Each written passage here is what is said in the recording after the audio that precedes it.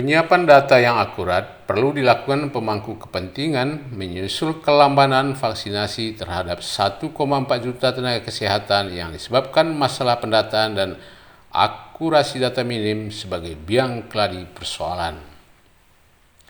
Persoalan akurasi data kependudukan yang menjadi ranah kependudukan dan catatan sipil atau Dukcapil belum optimum mengurai persoalan, tanda Saifullah Masum, salah satu peneliti dari Lembaga Pengkajian dan Penelitian Institut Kewarganegaraan Indonesia atau IKI.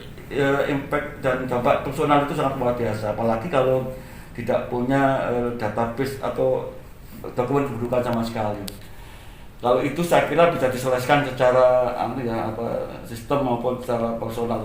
Yang kedua, dampaknya sifatnya secara kolektif kenegaraan. Jadi akibat dari tidak teraturnya data dokumen kependudukan itu menjadi problem sampai sekarang pun.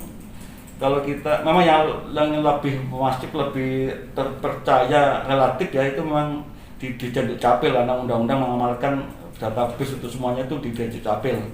Tapi karena nggak tahu kenapa kok masih dicurigai bahwa itu belum juga sahih gitu, belum juga valid, hingga BPKBN masih punya data sendiri, terus kesehatan punya data sendiri, apalagi mungkin Kemensos juga pada sendiri.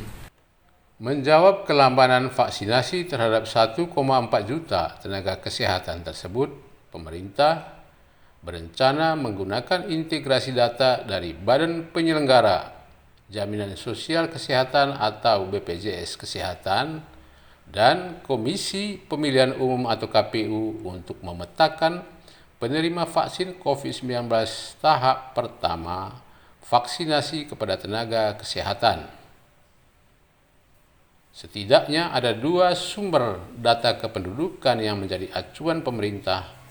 Artinya tidak ada satupun lembaga tunggal yang menjadi sumber data paling valid, dan hal ini menurut Saifullah Masum memotret kebijakan politik negara terhadap data warga negara tidak serius digarap.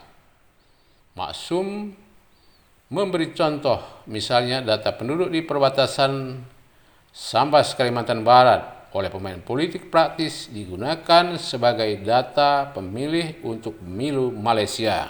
Data atau pidana atau untuk menculasi kondisi itu, termasuk para pelaku-pelaku politik praktis yang diuntungkan dengan tidak rapinya database, misalnya untuk data pemilih, terus di daerah perbatasan. Itu saya pernah dengan kawan-kawan itu di Sambas itu menemukan fakta dari laporan para camat yang kita ketemu itu, memang sesekali kita digunakan oleh pihak Malaysia untuk jadikan pemilih di sana. Selain data warga Sambas Kalimantan Barat, Masum menyebut contoh berdasarkan neraca wilayah dan analisis statistik pada Biro Pusat Statistik Kabupaten Bogor. Angka terakhir jumlah penduduk Kabupaten Bogor pada tahun 2019 mencapai 5.965.410 jiwa dan 11 ribuan diantaranya difasilitasi Institut Kewarganegaraan Indonesia untuk memperoleh kartu tanda penduduk. Mereka tinggal tidak jauh dari Istana Bogor.